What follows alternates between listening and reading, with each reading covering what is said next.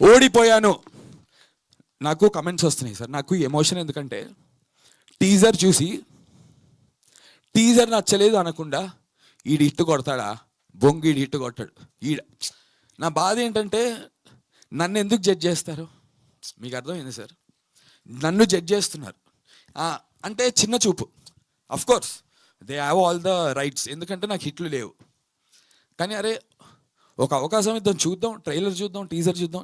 Teaser గురించి మాట్లాడాను, అరే ఇది నాకు నచ్చలేదు, నేను నేర్చుకుంటాను సార్, నేను నేర్చుకోవడానికి రెడీ. అందుకే కదా సార్ నేను ప్రతిసారి నేను ఫెయిల్ అయినా కూడా కొత్త వాళ్ళతో వస్తున్నాను.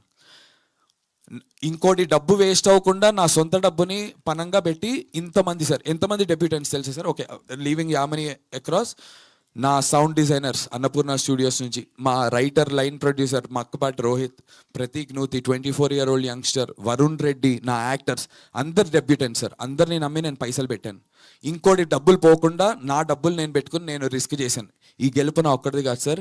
మీరందరికీ సినిమా నచ్చితే కనుక నాతో పాటు వీళ్ళందరూ లేస్తారు సార్, నా కోసం అనే నా కోసం కూడా, బట్ నాతో పాటు వీళ్ళందరి కోసం.